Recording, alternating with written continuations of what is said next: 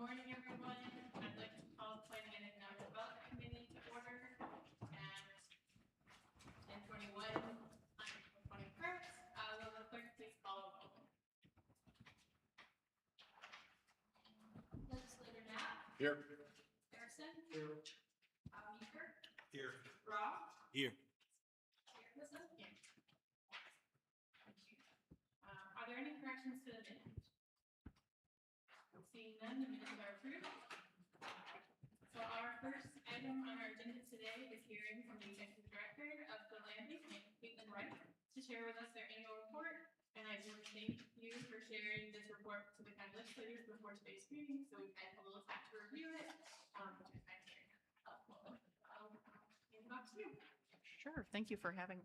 Is this on?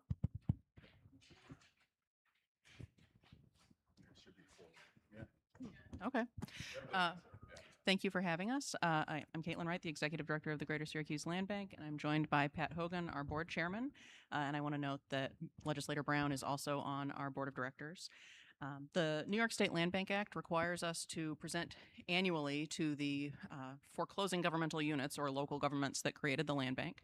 So we present annually to the city and the county. We were jointly created by the city and the county in 2012. You may note here that the law says we're supposed to do this by March 15th, but a few years ago we decided to start delaying that a little bit just so that we could share our audited financials because our audited financials are typically not ready until April 1st. So that's why we're here in April. And we are supposed to be reporting on the projects undertaken by the land bank during the past year, the monies expended by the land bank during the past year, and the administrative activities of the land bank. So the high level, we outline here in the report how many properties we've acquired, how many properties we've sold. We did 71 demolitions last year. I will note that the number of acquisitions is still much lower than we would like. You can see here on page 3 a table that outlines how many we've gotten per year since we started. We primarily get our properties through the city's tax foreclosure process, and we've often also come to the county and asked for a select list of properties that would otherwise be destined for your tax auction and requested that they be conveyed to us instead. So the city and the county each have separate tax foreclosure processes. They're both administrative, and the city has made us the default recipient of all their tax foreclosures. Our mission is to take vacant and abandoned properties and get them back into productive use, and tax foreclosure is a very efficient way that we can get control of those abandoned properties. Since we first got started, by partnering with the city in that way, it has made them better collectors of their delinquent receivables, and they're collecting on their own behalf and on behalf of the county. And so you'll see on page 2 a table showing that since they created the land bank, they've gotten better at those collections and increased above historical levels, about $30 million for the city and about $20 million for the county. And we rely on the city and the county for financial support each year. We generate through the sale of real estate about half of what we need for operations, and the other half we rely on direct financial support from the city and the county to keep us operating. And by keeping us operating, you make it possible for this money to keep coming in that's outlined in the table on page 2, which has generated a net positive for both the city and the county, so we hope that we can all keep it going. We have put almost 1,500 properties back on the tax rolls, and those are generating about $2.6 million a year in on-time property taxes. So this table on page 2 shows that we're helping better collect delinquent taxes, and then we're also taking properties that don't pay and putting them back on the tax rolls and generating on-time taxes. Putting those back on the tax rolls, we're also leveraging private investment. For the most part, we are selling fixer-uppers to local buyers who we've vetted to make sure that they don't have any code violations, that they don't have any tax delinquencies. Because we take title before we sell a property, we're able to evaluate what condition it's in and list it for sale with a scope of work attached, and we require our buyers bring it up to code generally within a year of taking title. Unlike when you sell a property at an auction and you don't have much control over who's bidding or what happens after the sale, we're vetting the buyers on the front end to make sure that they have the skills and the financing to do the renovations that that property needs. And then at closing, we have them sign something called a development enforcement mortgage that requires them to bring it up to code within a year, sometimes 18 months if it's a more complicated project. And the scope of work is attached to that mortgage document. So they know up front, this is what I'm required to do by X date. Generally, all that vetting we've done on the front end is working. Occasionally, the year will come and their deadline is up and they've done absolutely nothing. In that case, we have the option to foreclose on the property and take it back, and we've had to do that probably 24 times. It's a pretty low default rate overall, so I think it shows that the vetting on the front end is working, but I certainly don't feel bad taking back a property if they've done nothing. If the buyer is making an effort and they have put money and time in, but they're just not done yet, I don't want to take that property back and rob them of the investment that they have made so far. We really try hard with those people to hook them up with whatever grants and loans are available out there to help them finish. We have also hired somebody in the past year to be our full-time property manager on staff who's helping provide property management services to our buyers. Many of our buyers have done this before and they know how to hire a contractor. They're comfortable with that, but a lot of our buyers have never done a project of this scale. So we have that project management support available for them to make sure that their contractors are meeting deadlines, that they're not issuing progress payments before the work has been done, helping them obtain permits and that sort of thing. So I'm hoping that that will cut our default rate even lower by providing that service to our buyers. You can see on page 7 an example of this, where this buyer had not only done nothing, he had actually made the house significantly worse in his time that he held title. We were horrified when we showed up on deadline day to see what condition the house was in, and we initiated a foreclosure, and he actually willingly gave it back to us with a deed in lieu of foreclosure once we filed that paperwork. And now we have the property back. We were able to demolish it using state grant funds, and it is a buildable lot, and we're planning to put a house on it this coming year. You can see a rendering here of what that house might look like on page 7. We, over time, have really shifted our focus. When we first got started, we were mostly processing a lot of buildings, doing a lot of demolitions, and selling a lot of fixer-uppers to these local buyers who we've vetted. As the years have gone on, we've now done over 700 demolitions, and we have a whole lot of vacant land in our inventory. And, we're experiencing a housing crisis. We have a severe shortage of affordable quality housing in our community. And so we are focusing on taking that vacant land and getting it built on. Most of our land is in the city of Syracuse, and the cost of building exceeds what the house will be worth when it's done. So really the only people that are approaching us to buy these lots and build on them are affordable housing nonprofits that are getting significant state grant subsidy to fill that gap. Home Headquarters, for example, this past year built 6 single-family homes in a row on South State Street. Those were lots that we acquired mostly through tax foreclosure. We used grant funding to do one demolition there. And then we go through a process of doing lot line adjustments and applying to the Planning Commission to take narrow lots that are useless, basically, and move the lot lines so that we can make building sites and have shovel-ready sites. A lot of that activity takes time, and the neighbors don't see anything happening. They don't know that I'm moving lot lines around. They just see that it's a big expanse of grass. And so I think a lot of times people wonder, what the heck's the land bank doing with all these properties in their inventory? But we are usually working on some sort of assemblage of making them shovel ready. And because we have so many shovel ready sites in our inventory, we have brought home more grant money than any other land bank in the state. There are 32 land banks across the state. And we proactively take title to these abandoned properties and figure out how to reposition them to get them back into productive use. A lot of the other land banks wait until they have a grant, and then they'll go out and acquire the properties that they're going to use. It might take them 9 to 12 months after they are awarded the funds to even get title before they can start work. And so it's a slower process for them.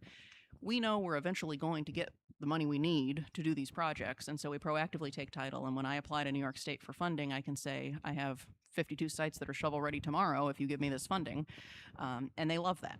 And so this house here on Avery that we are showing on page, is it Avery? Yes, 402 Avery. On page 7 is an example of that. We applied to New York State under their new Move in New York program to build 52 single-family homes, and just last week their board voted to award us that funding. We opened up our waiting list for potential buyers, and we're starting to vet their income qualifications. So the funding would help us build 52 single-family homes. They're manufactured housing. They will all be single story because all manufactured housing is just one story. So we went through our inventory and tried to find places where that would fit in, where they won't stick out like a sore thumb if they're surrounded by really large two-story houses. And they'll be sold to low to moderate income owner occupants. So they want us to serve buyers between 50 and 120% of area median income. So if you divide it up into 4 categories, 13 of the houses will be sold to buyers at or below 60%, another 13 to at or below 80%, 100, and then 120. So we're vetting these potential buyers to make sure that they meet the income qualifications, that they are in fact pre-approved for a mortgage. We make sure that their monthly payments for mortgage, insurance, taxes, and utilities will not exceed 30% of their monthly income, so it's going to be affordable for them to maintain going forward. And then once they meet all those criteria, they can put down a $500 deposit and reserve one of those 52 addresses. So if you go to our website right now, you can see a list of the 52 addresses, what model is going to be built on which site, and what the estimated completion date is. We think those will be built, if we're lucky, we'll get shovels in the ground in June, and they'll be completed between September of this year and September of 27. And I'm hoping that it will go very well and that we'll just continue to apply for more and more funding from the state to do this. And this is kind of us taking like an all hands on deck approach right now, given the severity of our local housing crisis. Fortunately for us, New York State is putting more money towards housing now than ever before to meet this need. And we do have groups I mentioned like Home Headquarters and Housing Visions that apply to buy lots from us and build on them. And that's great, but they have a limited capacity in how many they can do each year. So we are now for the first time putting our hat in the ring and getting involved in that new construction as well. Given that there's so much funding available from the state, we should all be doing it and getting these projects done. So these will be manufactured, single story, like I said. I think they'll really appeal to people that want single story living, maybe an older person that wants to age in place or someone with mobility issues. A large number of these homes will be fully ADA accessible. But in addition, we've worked with the manufacturers to tweak the floor plans a little bit so that they'll have 36-inch wide doors to all the primary spaces, the primary bedroom and bathroom, the laundry room. So if somebody did need to retrofit it in the future, it would be easy for them to put in, say, a roll-in shower pan and that sort of thing. So hopefully this will meet a big need in our community because there's a real lack of accessible housing. Home Headquarters, yes. Oh, yeah. Has there been any research done on the long-term value of the manufactured home and what will be the value of that home, say 25, 30 years from now versus a... Mm-hmm. So the design standards have dramatically changed just in the past few years. These are what they call cross-mod homes that are supposed to look and feel more like a stick-built house. I'm glad you asked the question. People hear manufactured homes and they think of mobile homes and trailer parks, frankly. And these are all built to the HUD code, which governs mobile homes and manufactured homes, not to the New York State Building Code, which governs stick-built homes. So 25 years ago, the manufactured homes they were building, frankly, looked more like trailers. Your interior wall panels would not have been sheetrock. They would have been more like a plastic type panel. Your exterior would have looked more like an RV than a home. These houses are built to look and feel like a stick-built home. So the trailer it arrives on and the steel chassis of that trailer is integral to the structure of the house. Those are your floor joists, but everything above that steel frame surface is stick-built like I would use for any new home. So 2x6 exterior studs, 2x4 interior studs. It's the same kind of siding that we would use on any other home, same kind of windows. They're very well insulated. All the interior surfaces are sheetrock.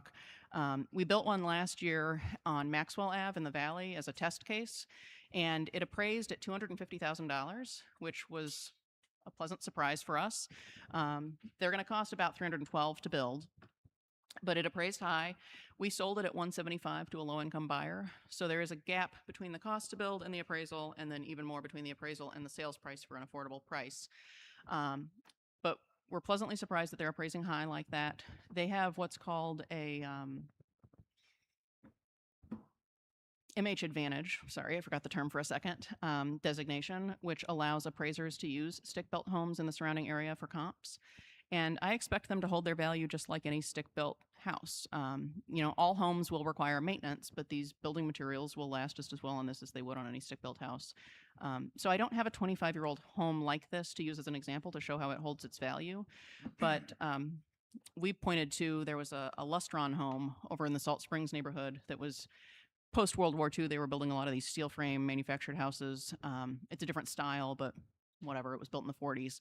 And it just sold for $210. And so we're pleased to see that not only has the home lasted, and it's still in great condition, but it's also appreciating over time, just like its stick-built neighbors are. And I expect the same thing to happen with these. We've had a lot of conversations with appraisers about this, and they're expecting the same thing. I mean, there was a time where I'm a real estate broker, Mhm. so there was a time where Sears used to ship homes Right, to exactly. this area even. So I do know it's possible. Yep. However, I just wondered if there was any specific research done on the specific units that are Mhm. being used to see what that long-term value will be.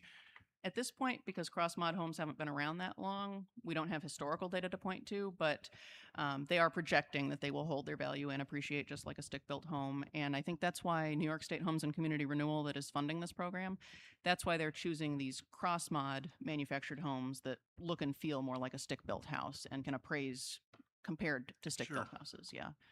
So I'm optimistic. So they're called cross mods. Yeah, which is confusing because they're not modular. Right, modular is Right, exactly. I'm trying not to use that when I'm talking to buyers to explain. They're manufactured, built to the manufactured code. We are also looking at doing some modular homes, but those are built to the New York State Building Code. And the difference being that when a manufactured home arrives, the trailer is part of the house. They're backing it onto the foundation, joining the two pieces together, and it sits down on the foundation. They're taking away the axles and the tongues and everything, but the steel frame of the trailer is part of the structure. With the modular homes, they're built as boxes in the factory. When they arrive, we have to have a crane on site to lift them off of the flatbed trailer and set them on the site-built foundation. Right. But Okay. I feel good about them holding their value, and they come with a 1-year warranty from the factory, and we're also doing an extended warranty, so the home buyers will have a 7-year warranty on all the parts of the house. So they're permanent. They're permanent. They are affixed to the foundation.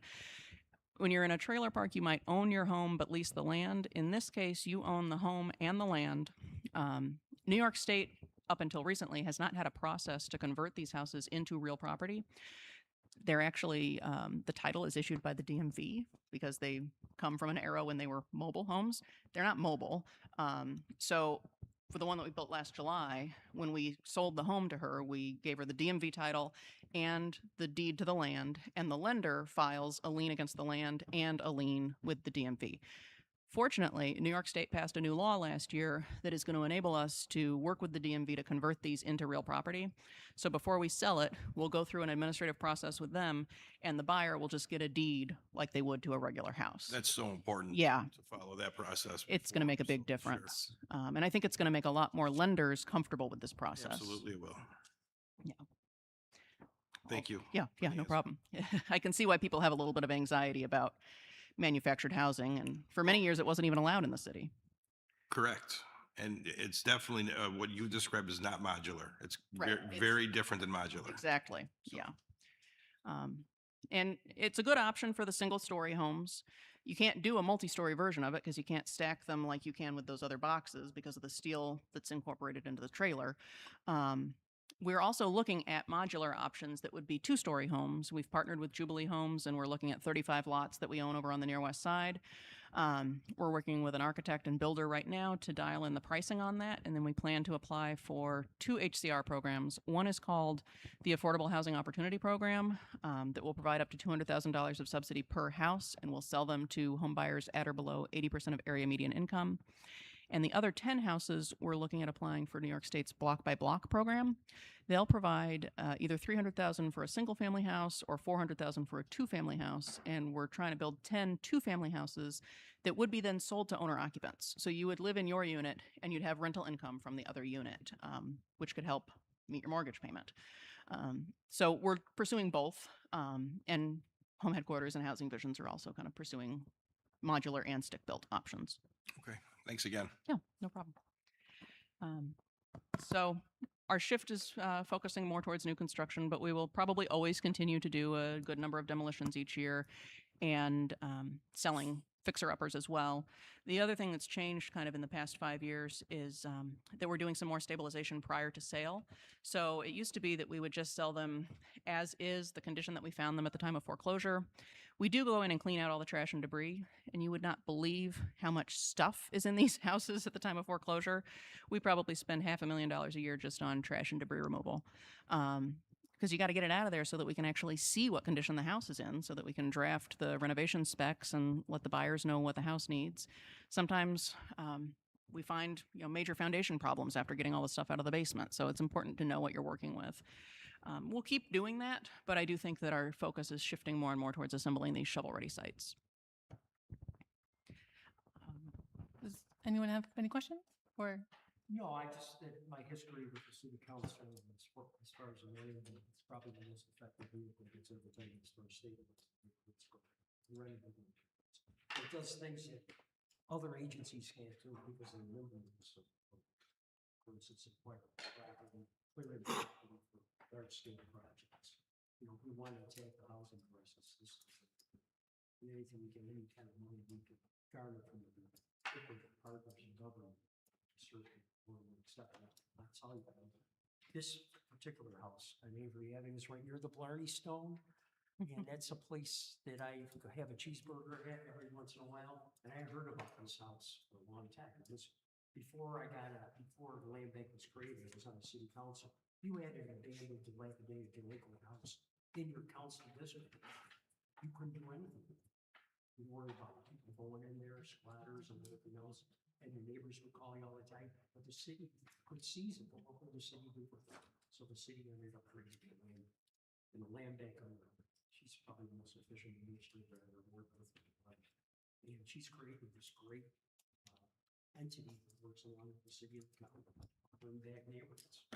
Thanks, Pat. And we're able to, like you said, be nimble and deal with unusual circumstances. Every house seems like it has a unique backstory. And sometimes these houses are occupied at the time of foreclosure. So we do work with those tenants. If you were a tenant, it's not your fault that your landlord didn't pay his taxes. They get the first right of refusal to buy the house and become an owner occupant. And we've had a handful of cases where that's been really successful. But most of the time, frankly, they're living in unfit conditions. And we contract with Catholic Charities to provide relocation assistance, not just the case management of finding someone a unit, but also cash assistance to help with first month's rent and security deposit and with moving expenses to try to help people find something better as quickly as possible. But we also sometimes have heirs that are living in the house. You'd be surprised how often it is that somebody passes away and their grandkids move into the house and live there, but they never settle the estate. So we are often working our way through those kind of legal tangled situations to make sure that the heirs are getting clear title. And we have stabilization funds from another program, the New York State Land Bank Initiative, that we can use to do things like foundation repair, siding, windows, roofs. So we're trying to, if those tenants need some extra help getting the house up to code, to make it habitable so that they can buy it from us, we're trying to do that as well. Just a quick question. Yeah. Back to Mhm. structure. Mhm. For example, this one in rehab, I'm assuming was built from early 1900s. So there's probably a basement. Yeah. Is the capability there to set this new structure and use the existing basement, or does that basement just get filled in all the time? So there's no basements at this. Yeah, they're gone now. After we've done a demolition, they're excavating down to at least 3 feet below grade. The foundation wall, With the option, is there an option to reuse the foundation. put a basement and a foundation? I've only ever seen it reused once. We sold a property over on Green Street to a Tiny Home for Good. They're a local nonprofit, and it was on a very narrow lot, and the house was almost right up to the lot lines. And they chose to keep and reuse the foundation just because to do otherwise, they would have had to apply for a bunch of area variances and bring it into compliance. They wouldn't have been able to fit a house there. So they stripped the existing building down to the existing foundation and then rebuilt on top. We typically have not been able to do that either because the foundation that's there isn't really in that great a shape, or because there's nobody ready to build right away on top of that foundation, and we can't leave an open pit for any length of time. The houses that we're building through this Move in New York program are built on a slab. So, like I said, they excavate down to 3 feet below grade. There will still be some material below that point, and then they bring hard fill in. They break up the basement floor if there is one for drainage purposes, but then our slab floats above all of that. And as far as housing goes, because it's a crisis, we're also flexible enough to work with, many of the city lots of homes is 40 feet wide, with cross management. see if they can create a house that will fit it. For not only density, but as far as like repopulating the neighborhoods, it would be critical. And so when I was on the town board too, I learned more about the land bank, and I don't think a lot of people realize that it's county-wide. Yeah, it is. I mentioned that we used to come and request a select list of properties each year from the county. You know, the county has a tax auction every fall. Mhm. The city chose to make us the default recipient of all of their tax foreclosed properties. So they stopped doing auctions in the 90s because they were having really bad results from that. They were doing lien sales after that, and that caused a whole bunch of problems. So they stopped doing lien sales. And then in 2011, the state passed the Land Bank Act, and so they made us the default recipient of all their tax foreclosures. At that point, they were able to send out foreclosure notices to the 4,000 tax delinquent properties in the city, and most of them paid. And that's what generated this return on investment for the city and the county outlined on page 2. The county, all this time, has been doing an auction once a year. So if you were not paying, the threat of the foreclosure is there through the auction. So I don't think that we have an opportunity to really increase the delinquent collections on that side the way we did in the city. But what we would do is take the auction list and go meet with village mayors and town supervisors and code enforcement officials and ask them, is there some role that we can play here with any of these properties that are on the auction list? Is there any way that we can help? So I mentioned that we have the development enforcement mortgage. We make sure that people have to bring the property up to code within 12 to 18 months. We can also put other conditions on the sale. So I know in East Syracuse, they were very interested in us selling to owner occupants and not landlords. We have something we call our homeownership choice program. So we're able to help increase owner occupancy rates in that way. So they seemed interested in what we could bring to the table, and we would then get letters of support from them and come to the county legislature and say, here's a list of 6 or 7 properties that would otherwise be going to the auction. We'd like you to sell them to us instead. This was all under the previous tax law. I know the county had to update their tax law in 2024, just like the city did because of a Supreme Court case. And we haven't dealt with that since then. So I'm really eager to explore with some county staff, how could we replicate that again under this new law? Okay, but you would work with the local municipalities and then potentially come to the county. Yeah, that's the way we've done it in the past. Frankly, I'd be curious if the county wanted to do the same thing that the city has and convey all their tax foreclosed properties to the land bank, but I don't know if there's any interest in that. Do we know what department that is? Is it just? It's the Real property. yeah. It's real property. Okay, thank you. Or it could be a hybrid. Yeah, it could be a hybrid. Yeah. Okay. You have properties you would offer up, other properties maybe that might need more work or we Okay. The other thing that a lot of local elected officials were excited that we brought to the table was demolition funding.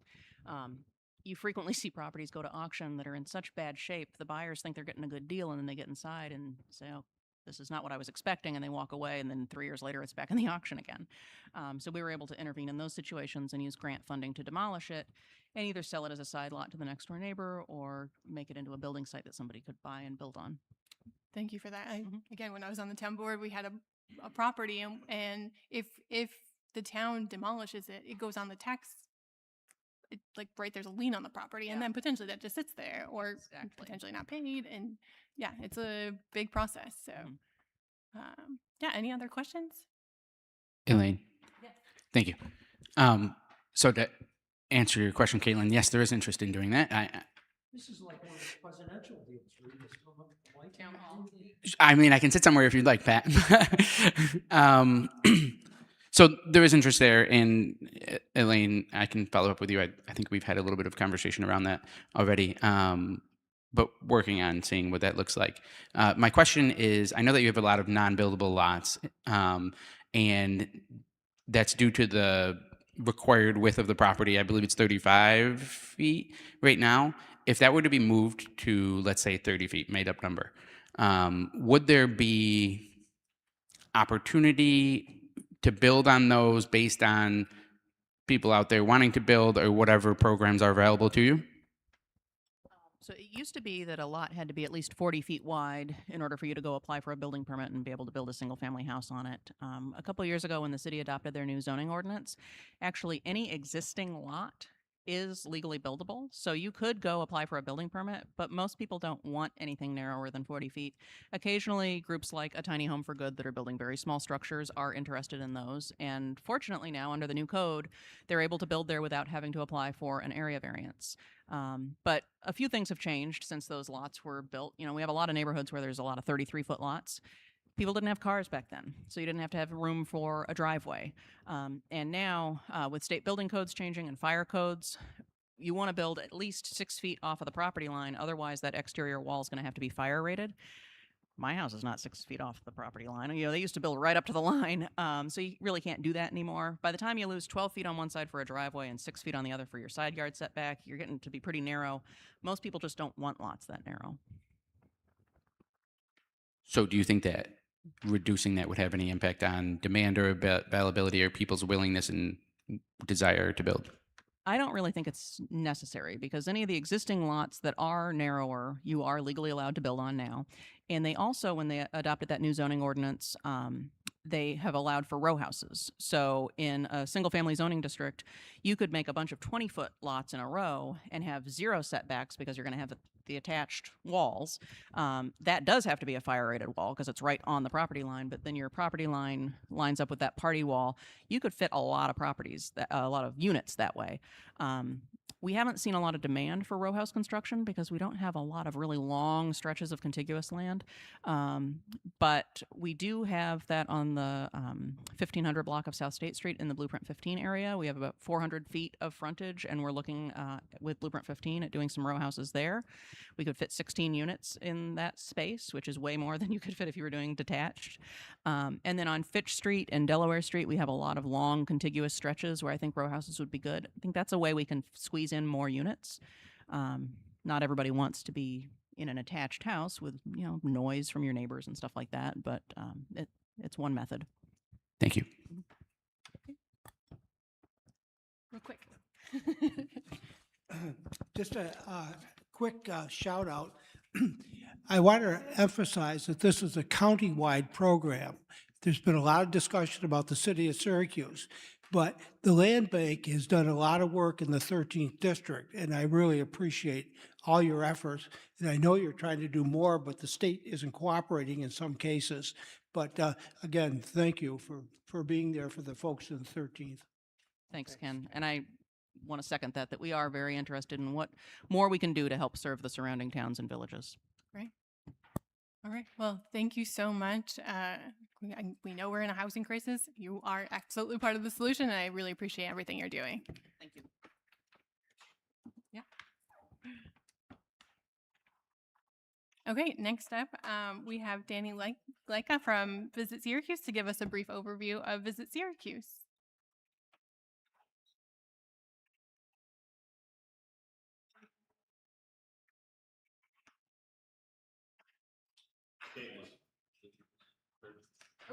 Caitlin. I was going to take it with me, but yeah. I thought it would go nicely. Thanks for having me in. Yeah. Good morning. So, good morning. And just trivia, where was the first home in the land bank? Where was that? Where did that happen? Anybody know? Village v. Syracuse, my old district. That was a powerful program. Transformed the whole block. That is a copy of my annual report there, so thanks for having me in. And we can walk through this, and then once we get through this, I'd like to kind of tee up. You're on. I'm on, okay. I'd like to tee up, you know, kind of the year ahead. I know that's what you had asked. Yes, for, that'd be so great. Be happy to go through that. So our annual report came out a few weeks back, and we're pretty proud of where we've been, especially over the last 8-9 years. It's been really a tremendous growth for the tourism industry in this county. The first number, the economic impact. Now, the spending here is 2024. We have a company called Tourism Economics, which will perform a very deep dive on the spend, and that typically comes out in August. So looking back, 24, the visitor spending in this county was about $1.294 billion with a B. I would estimate, and I'm pretty good at estimating just given my background, that 25 will come in slightly higher than that. And that doesn't sound great, but when you look at the national trends, the tourism industry throughout the U.S. was probably down close to 2.5%. Syracuse and Onondaga County will see growth of about 1%. So we went against the trend, and we're pretty proud. We're pretty proud of that. When you look, there's a good pie chart there that breaks down. Obviously, the lion's share of it is lodging, but food and beverage and certainly retail services play a big role in that. Roughly 1 in 11 jobs in this county are in the tourism industry, so it's significant. You look at the labor income there, $500 million roughly in labor income. Now the tax revenue that's generated, this is federal, state, local, certainly your bed tax as well, approximately $86 million. So it's very significant when you think of the way you guys balance your budget with sales tax.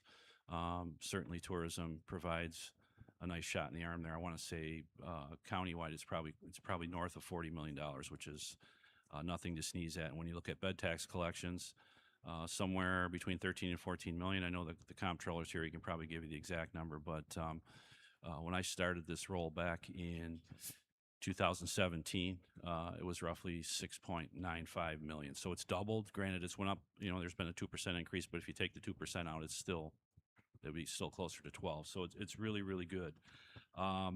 Marketing and communications, obviously a big part of what we do. There's some good insight here on some of our partnerships. We certainly put a lot of time and effort and certainly resources in local festivals at all levels to help them market their events, drive attendance, and make sure they're successful. And that's certainly part of our mission. We team up quite frequently with Syracuse University and their athletics department, as well as the Crunch and the Mets. It's pretty neat when you can watch the Mets channel, which is SNY, and you'll see advertisements from Visit Syracuse that go to the entire country via our partnership with the Syracuse Mets. So we take full advantage of that. And then with Learfield and Syracuse Athletics, we really believe in that partnership and the traffic to their website. We have a direct link to our website. When people try to click on, say you're a visiting fan from Duke and you're in North Carolina, God forbid you're a fan of those two schools, but if you're clicking on the schedule to book your tickets, there's a link right to Visit Syracuse. So our job is to reach out to those people, get them to extend their stay. They extend their stay, that increases their spend. And we've worked really hard to kind of chop down the narrative that if you're a fan from the South and you come up here for a basketball game, I think they want to get in and get out because they think they're gonna get snowed in. We try to get them to embrace the weather, let them know that it's navigable, and ultimately that really helps drive the spend. We also last year partnered with the Bills, the Buffalo Bills, to try to get some of that Western New York traffic, and we also, based on our partnerships through the Bills, we're in the World Series program and the National and American League Championships programs. So we reached out to some target markets, LA and Toronto, certainly. Toronto's a market that's a target for us, LA with movie production. So we certainly were well received there. One thing that we've really worked hard on the last few years is touting our accessibility, especially from wheelchair-bound folks. To let them know how accessible Syracuse is, and you'll see in the coming years some things that we're doing.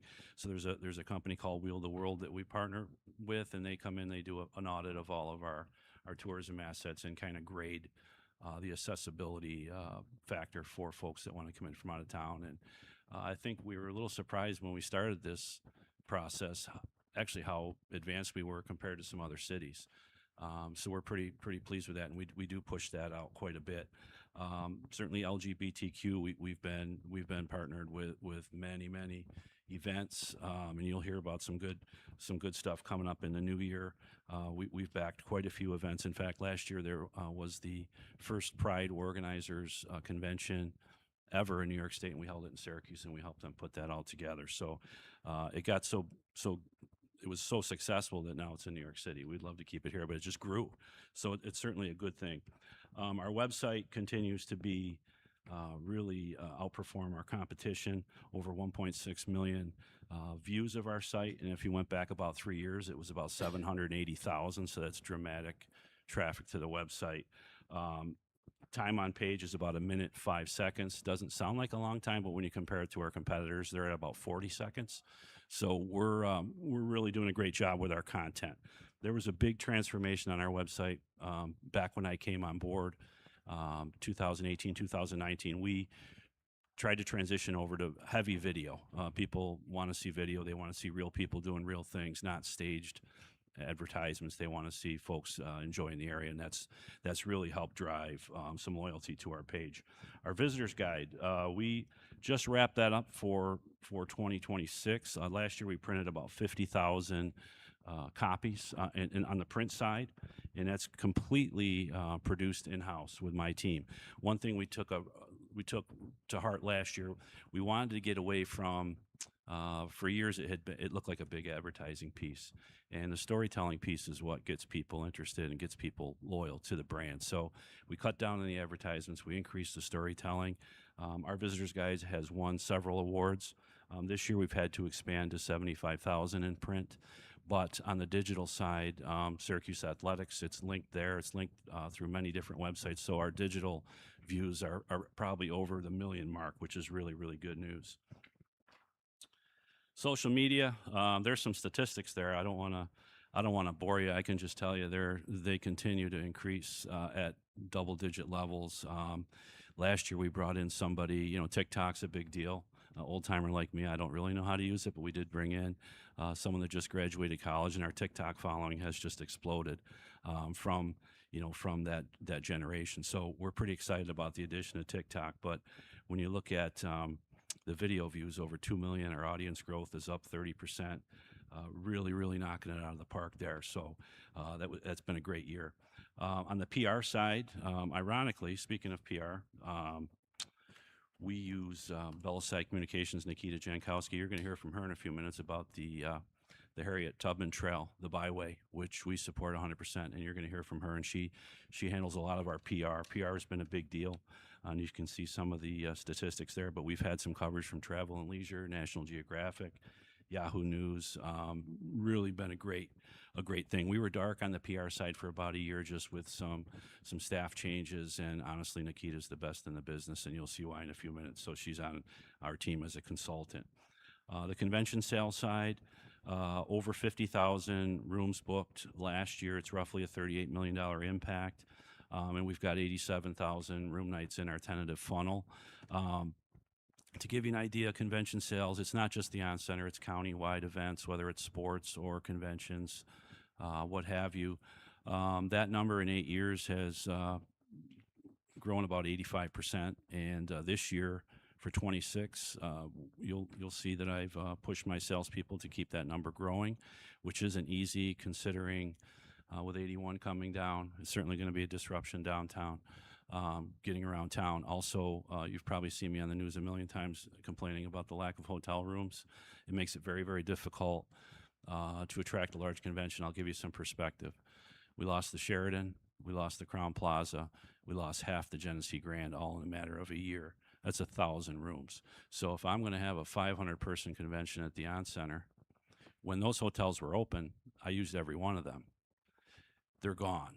So the client either leaves town, or they work with our veteran sales team and we transport them out to the suburbs. Fortunately, we've been able to do that. It's not an easy sell, but we're hanging on until someone comes and saves the day. We need some rooms downtown. I know around the county, they're starting to pop up, which is great.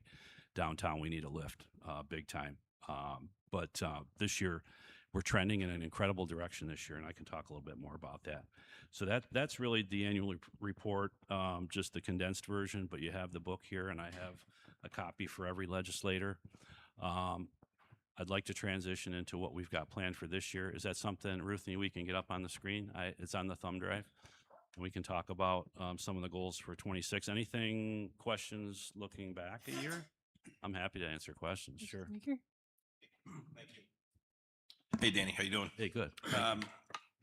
So I know that in years past, it used to be called the Syracuse Herald Bowling Tournament, was a pretty big event that we had here. That would be the USBC bowling tournament. Right, but that's not here anymore, is it? Well, we had it A few times over a few decades. Here, that was roughly 50,000 hotel rooms, $75 million economic impact. County investment on that was about $4 million to attract that. Now, do we continue to go after it? We do. Here's what we're up against. Las Vegas has built a permanent facility. Reno has built a permanent facility, and they get it out of it's a 3-year rotation. So 2 of the 3 years are gone. So they're going away from temporary lanes. Like the On Center, we had to build lanes there. They had to come in and build the lanes. It was they came in the day after Thanksgiving. It took them till March to build out the On Center. And then the tournament went from March to July. So long story short, the trend is that we're properties. So we've been able to replace it. It's that mindset that trying to replace 50,000 room nights in one swoop is not possible. So we make it up in other areas, and I'll as I look forward, I'll show you some solutions we have. But we look at everything. We've had dart tournaments here too. So, but that's just that's kind of one thing that fits really only in a few cities in the country. The fact that we got it here before was pretty incredible. Right. What else is growing too is shock. I've noticed is wiffle ball has taken on a big. They have a huge following of wiffle ball. It's even on I see it on TV all the time. ESPN now. I just watch it all the time. So it'd be nice to see something like that maybe come here. You're going to hear some stuff about sports, and you're going to like what I say. I bet Awesome. Look forward to it. You should be able to click. you. Oh, look at this. I'll wait and see. Yeah. So this is the annual report. If we could Oh, do that another one. go into the thumb drive that I brought in, and Ruth, there's a PowerPoint in there on that thumb drive. I can take your question while she's pulling that up. Oh, yes. My question, you mentioned Toronto being in, so I'm worried about tourism slowing with everything happening at the federal level. So the comptroller of New York State put out a report saying that tourism was down 21% from Canada. Sure. Are we feeling that in Yes. Central New York? What are we doing to, can we do anything to combat it? And kind of related, I know SU is feeling similar pressure with international students, so I imagine less of their parents are coming, which falls to us. Are we feeling that? Do we have data showing that's here already? It's a good question. Yeah. So I would estimate now the volume of Canadian tourism into this town compared to say Buffalo, that's a gateway, is a little bit different. So they feel it harder there, and Rochester. Here, I would say it's probably around 13-14% of our business that we lost from Canada. However, the good news is, so we constantly test that market through our channels, and the reception isn't great. Is not great. So what we do is we double down in other areas. So we've seen New York City, which once was maybe 6th on the charts, coming into Syracuse, is now number 1. We see Philadelphia, number 2. We see Western Massachusetts. So we double down in other markets to make up for the loss. It would be awesome if they came back. Could you imagine with that on top of it? But somehow the numbers continue to climb. We found a way to fill in those holes. But right now, obviously, the sentiment isn't very good. You're welcome. I apologize. We are a little short on time, but All right, here we go. We'll breeze through it. All right. Some goals moving forward. I'm assuming the up arrow moves this forward. No? Let's see. Here we go. Okay. All right, visitors guides. I talked about that. I'll skip through that. I'll make this quick. I think I'm going backwards. I talked a little bit about Wheel the World. We're gonna get after that a little bit more on the LGBTQ side. We're a big sponsor of the Pride and Prosperity event that's going to be held at the Inspire Innovation Hub in October. One big thing I'm really proud of is we've partnered with an Emmy Award-winning writer, Avita Robinson, and this is really going to focus on BIPOC businesses and people of color, and it's going to be really world-class. She's going to dig certainly into the Haudenosaunee as well, focused on some local businesses that are minority-owned, and we're going to really knock this out of the park. When I talk about that, how do I measure that? Some of our KPIs, the goal here is certainly to get at least 3 earned media placements here. This will be on our YouTube channel. This starts in June, and we're using a local production company partnered with her called Black Hub Productions, they do a wonderful job. This is really going to be something to be proud of when it's done, and I'll certainly share it with you when we get there. Our website, big deal. The legislature and our the budget for this year that you approved in the fall, $120,000 investment in a new website. They have a shelf life of 3 to 5 years. We're in that 4th year, so we're changing over to a new provider. And we're in the midst of that. It's a 12-month build out that we're consumed with. And the CRM side, not to get into acronyms, but that's more the customer facing side of it. That part will be complete in June. So we're switching companies. We've been with the same company for a long, long time. We found Tempest is much more user friendly, and it's certainly a little more cost effective too, which never hurts. County parks, we've embarked on a major project to promote your county parks this year. There will be a video series that's going to highlight all of them. We certainly are going to put a big emphasis on the aquarium. That needs a lift from a marketing standpoint, and we're going to certainly promote that. But all the county parks will be featured in this video series, and next year we'll transition over and cover some of the city parks as well, and actually branch out into the suburbs. Just parks in general in this county, regardless of the municipality, are very, very treasured, and outdoor recreation continues to, after COVID, it's the number one thing. So we're gonna really push that heavily. Syracuse Uncovered is another series we partner with. If you ever watched the PBS series Spatchcock Funk, we're going to work with them to highlight several local businesses and promote that through our YouTube channel. We did that last year, had tremendous people engagement. So we're gonna continue that. Salt City Sports is a company that we help create, that we partner with. They manage Hopkins Road and Carrier Park. My organization, we handle the marketing side of this. Carrier Park, to give you perspective, that this year will probably be close to a $12 million economic impact. And when Hopkins Road is done, youth sports is going to be huge. I would say this time next year, it's $20 million economic impact. We're 10,000 new hotel rooms into the market, room nights. So the sports side is significant. We're all over it. If anyone knows me, knows I'm a baseball coach and I love my sports. So the great part about these facilities are they're versatile. Anything that's outdoors, they can do it. Whereas Hopkins today is baseball and softball only. We can do it all now. So that's as quick as I can go. I appreciate that. Yeah. Any questions for me? Any questions? Great stuff. Yes, very exciting. Reach out anytime if you ever have any questions, and I'll leave some of these behind. Yeah, I got that enough would for be the great. whole staff, the whole legislature, I should say. Oh, okay. Great. If I can leave them up there for you. Yeah. Thank you. Thank you so much. It's the hardest day. It'll have to be on anyways. Yeah. Thank you. Okay, next on our agenda, we have some county business to review. And I believe our director of planning is here, Troy Waffner, to discuss the next 3 items. Thank you so much.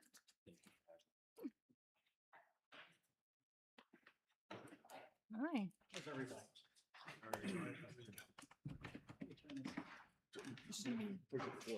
Yep. Just Got that. before you start, Dignity does a nice job, but there was one glaring gaping hole in his presentation. going. You want to fill Oh, it in? is that the Farm Fest? Well, that's one thing. That's one thing. There's 2 things that are glaring. The Apple Fest. Apple Fest. There we go. God, I mean, this thing isn't worth the paper it's written on. Honestly, legislator Amp, I think he has something against you. He never brings it up. He never brings it up. We'll take a note for it next time. Sorry. I digress. Had to vent. Okay, great. Well, thank you. It's hard to follow Danny Liedtke because he brings the happiness and joy and money spending. And now we're going to talk about agricultural districts, which are equally exciting for some. But in Onondaga County, we have 4 agricultural districts every year from January 1st to January 30th. We allow for the inclusion of viable agricultural land into those ag districts. And the first resolution you'll see is actually the authorization of the public hearing. This year we had 4 farms want to include more agricultural land to the tune of about 250 acres, to just shy of 251 acres, mainly in Ag District 4, which is Pompey, Lafayette, Fabius, and Tully. But it's a good chunk of land to go into an agricultural district in that area, and it just continues to hopefully push agriculture and grow agriculture. The next related resolution you have is actually for the every 8 years, we have to review the agricultural districts. This is for the review of Agricultural District 1. And this is and this allows, actually, it's a full review. We reach out to all the landowners and reach out to all the folks who are currently enrolled, see if they want to enroll more land, take land out, because at this point you can take land out every 8 years. And then and I should point out, all this goes before the Farmland Protection Board for their vote. They review it as agricultural land, make sure it's viable agricultural land, and go from there. And they moved all of this to come forward to you folks. So in Ag District 1, it'll be an inclusion of 121 acres, or just shy of 121 acres, and the removal of about less than 10 acres, or around 10 acres. And a lot of the reason people remove these small parcels of land is mainly they don't realize they're in their land is in an agricultural district for the most part. So they get the notification from us, they call, they ask what it means, and then they want to remove it because they're not actually doing agriculture and they don't get any of the benefit from it. So those are the two on the agricultural districts. Just some questions. So the first one is adding to ag districts. Is it specifically to District 1? Or No, the first one is any ag district. any ag district? Outside of Ag District 1, because we're doing Okay. the 8-year review of Ag District. So they can add, we can add, and at any time, every year we potentially, okay. January 1st to January 30th. What you can't do is remove at that point. It's the 8-year review where you can remove Okay. ag lands. Okay, okay. Yep. You mentioned, we're doing Ag District 1 every 8 years. Is it just every 2 years? We do a different one every other year. So next year we won't be doing an 8-year review on any of them. For this year, I guess it would be. Actually. Any other questions? I'll move A. Perfect. All in favor? Okay, motion carries. All in favor? Okay, motion carries. Thank you. Okay, and then C. The last resolution we have is every 5 years we have to update our hazard mitigation plan. The original was adopted in 2013. It was updated in 2019, and this was the latest update to it. This one, for the first time ever, includes every municipality. It includes Onondaga County, Aqua, and every municipality in Onondaga County, town and village. So we worked with all of them on a joint basis. They made up a good part of our steering committee, so a lot of the municipalities, and we helped them identify, hazards in their municipality, and then obviously we work on the county level to identify ours and the significance of it, above and just being told we have to do it every 5 years. Is it actually these projects that are identified will now be eligible for federal funding or implementation funding when it comes up. Oh, absolutely. Just to clarify that, so the next update would be in 5 years? Yes. And then, like, with the local municipalities, how do they have to approve this as well? Yeah, or- each municipality has to approve it on their own. So we'll approve it, and each town and village will approve it as well. Okay. Legislator Brown? Yeah. Just what hazards typically come up in this? Like, what are... Generally what you have the general level, right? And what we identified on the county level, as you can imagine, are mostly climate related, weather related. So it's drought, earthquake, heat wave, extreme, flooding, harmful algae blooms, invasive species, infestation, severe weather, winter weather, that sort of thing. And then you can break it down. If you look at the various municipalities, they have a known problem with flooding during the spring that overtakes the roads, overtakes their bridges. You can identify those as specific projects. And then when the funding comes up, we can help them apply for that funding to correct it. You're welcome. Legislator Meager?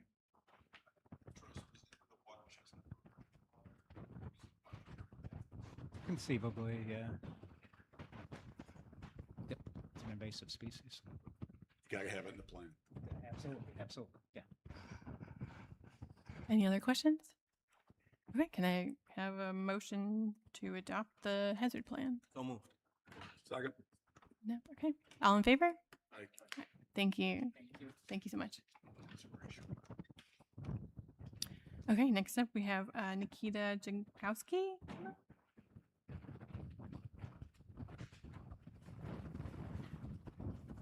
And they're going to talk to us about a resolution supporting the Harriet Tubman Underground Railroad, New York Scenic Byway. afternoon or good morning still, right? I think we're still in the morning. Oh. This chairs. Ken just didn't want to sit. Don't join me. Absolutely.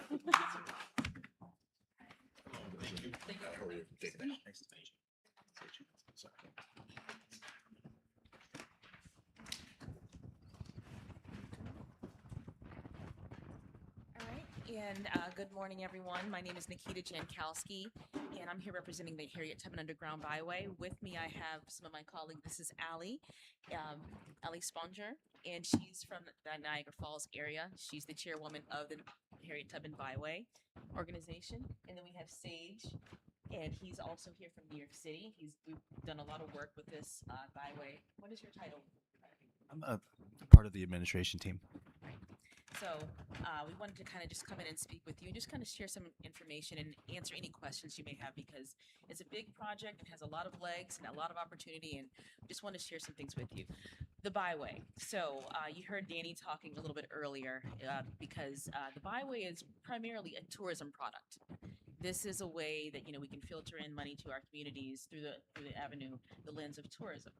And who doesn't like the funds that are generated by tourism?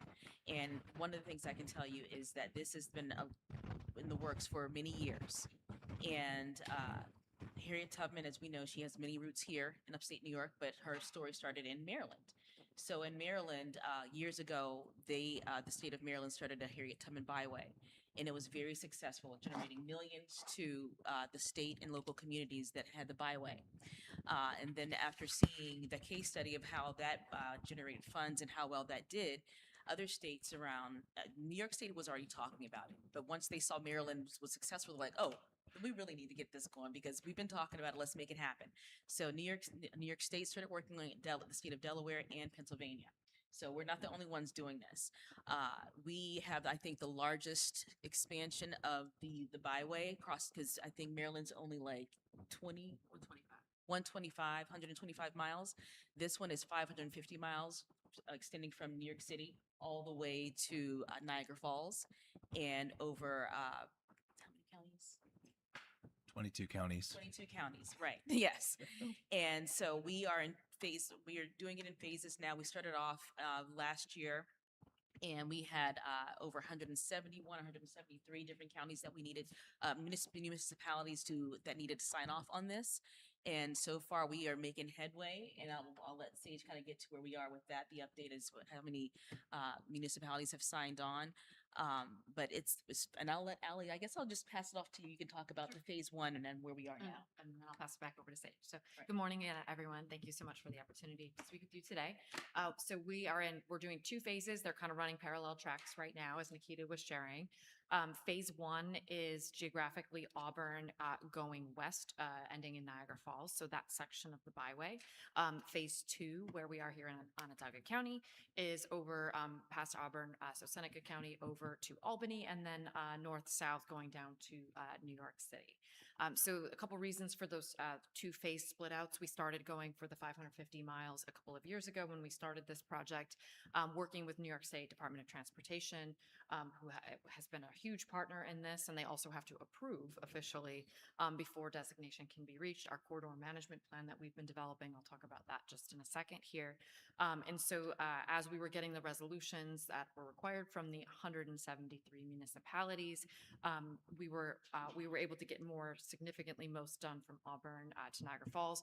Also, New York State DOT, they have to do an extensive amount of mapping in their resources. They weren't able to commit to the full route for a 2026 designation.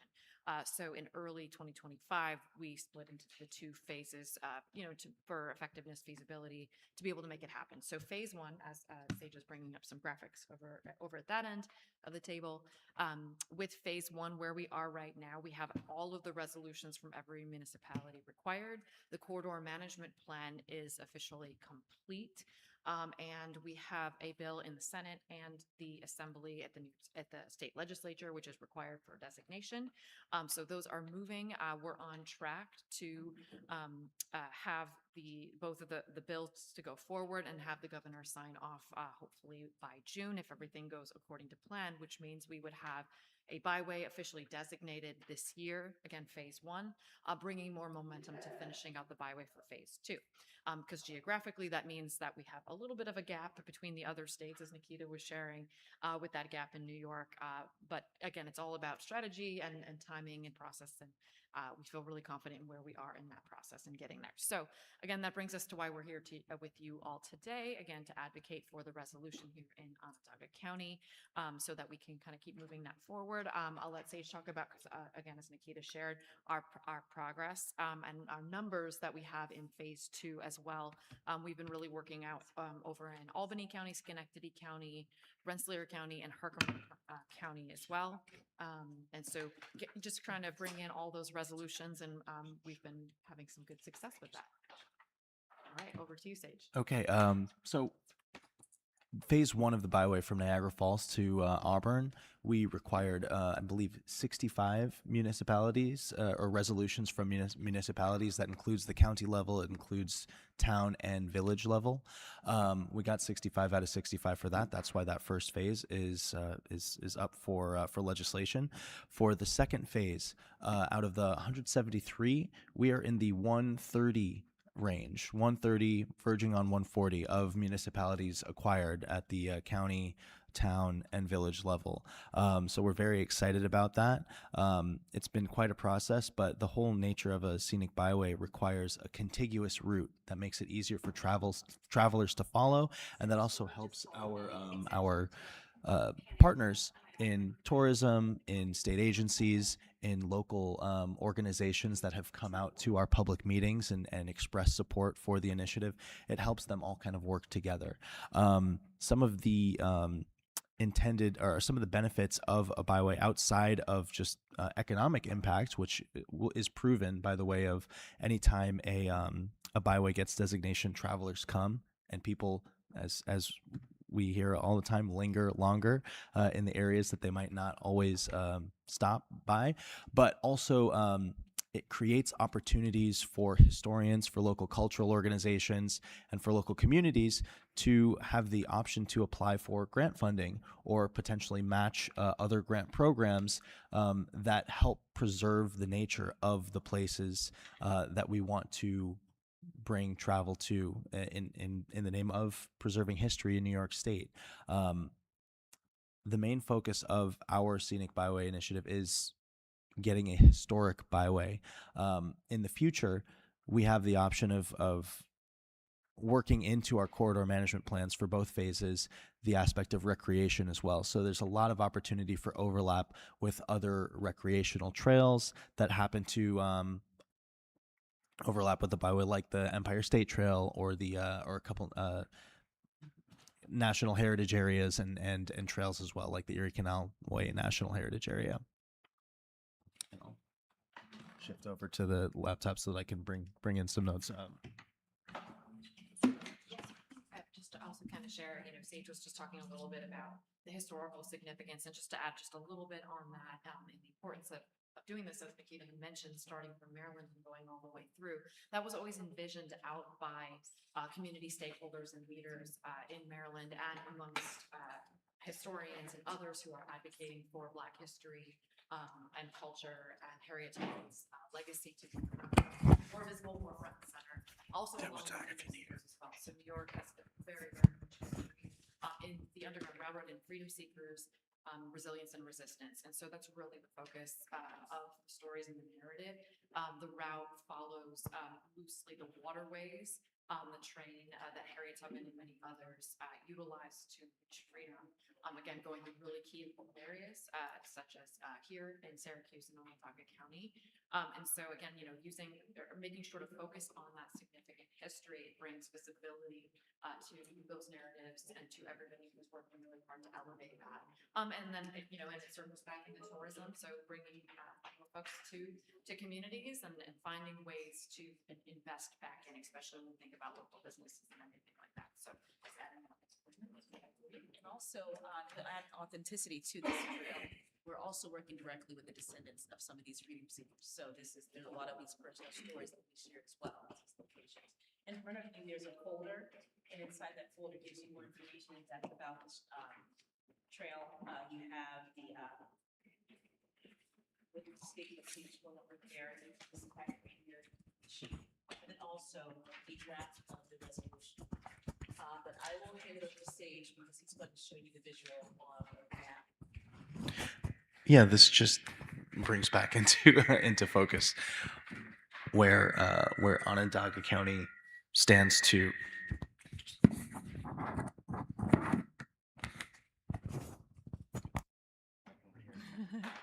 stands to connect with the history. I mean, our current byway route goes along. I believe which roads are we on? I can.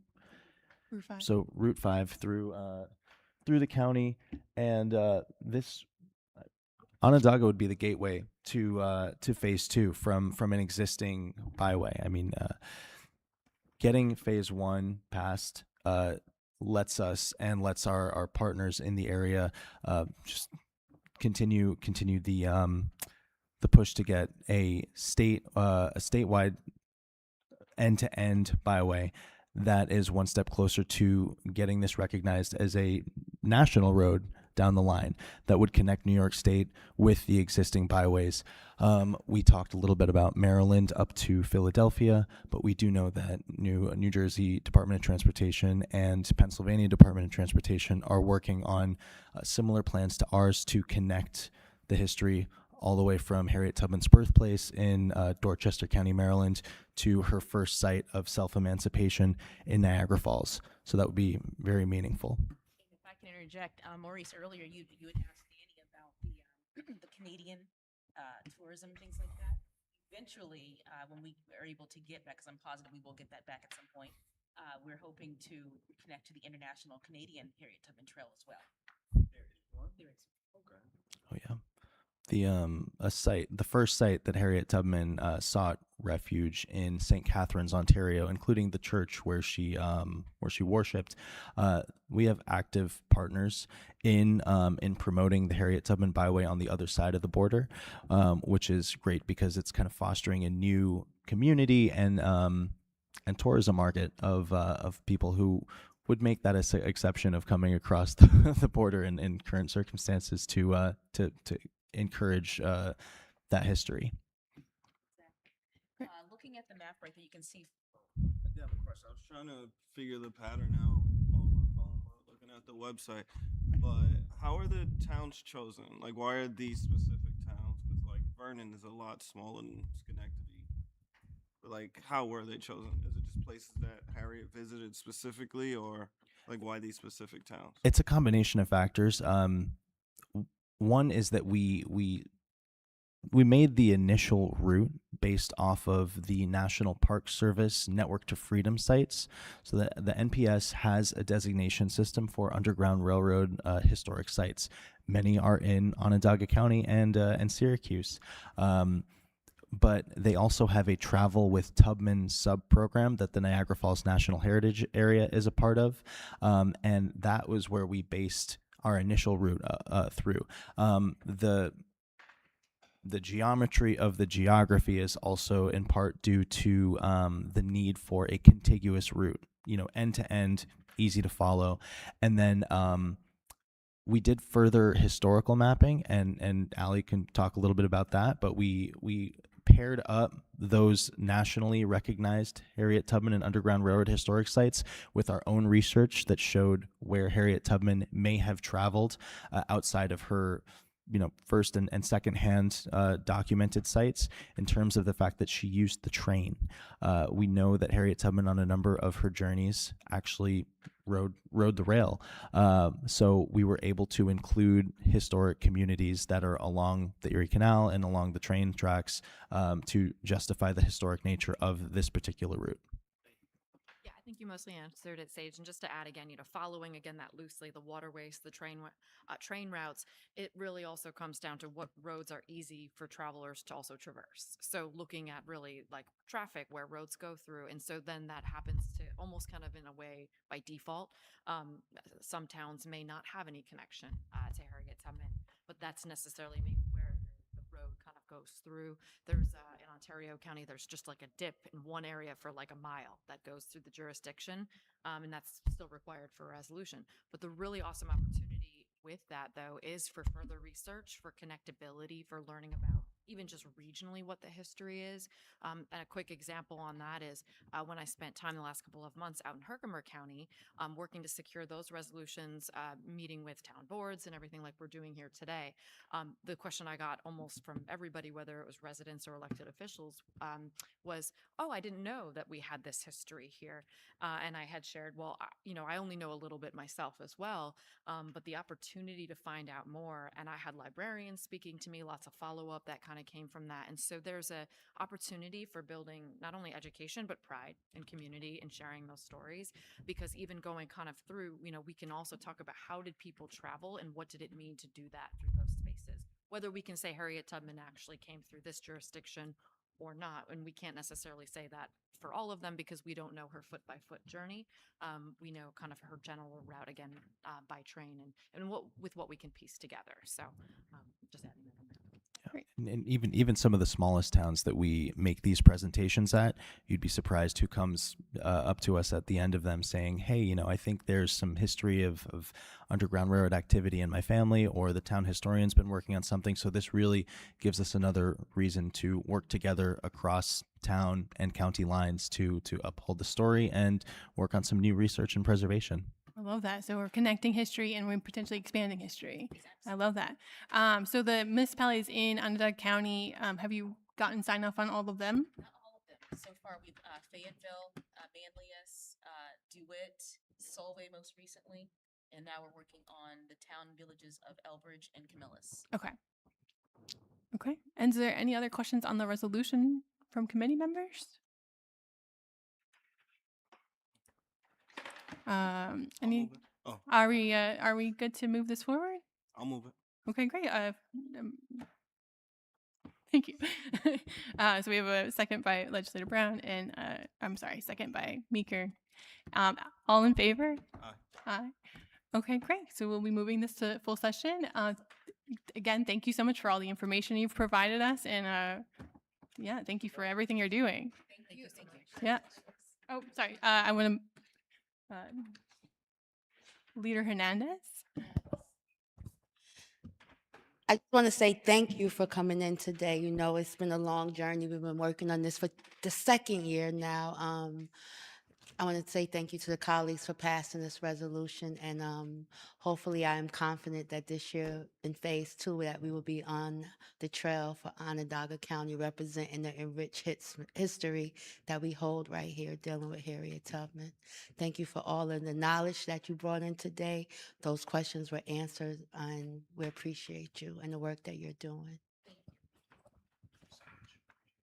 Thank you. Thank you. Have a good day. Safe travels. Okay, we have a full agenda. We just have one last item. We have Chairwoman to present an update on the boards and outside boards. We're going to go rapid fire since we're already over time here. So as we've already discussed, Planning and Economic Development has a number of boards and commissions that are connected to it. All of these are by letter, either suggesting to the county executive or we just appoint them by letter or otherwise rather than resolution, with the exception of OSIDA. And so I just wanted to draw a few to our attention. As we understand it, we believe we have one vacancy on the Regional Planning and Development Board. That's a non-ex officio position. And then, so we'll circle back to that one.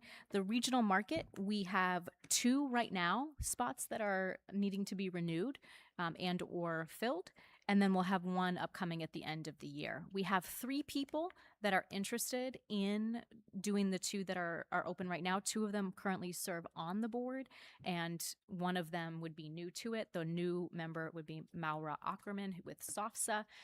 We're going to be following up with an email to everyone on this committee with these resumes so that folks can just kind of weigh in on who they would like to see sit on each of these boards, including this one. The CNY Works Board of Directors also has 1 legislator recommended to the county executive. OCDC will not be vacant until October, but we want to be mindful and looking for who will be taking those. We're still trying to navigate the Economic Development Advisory Board. We believe that there are 2 appointments open there, and those can be legislators or non-legislators as best as we understand it.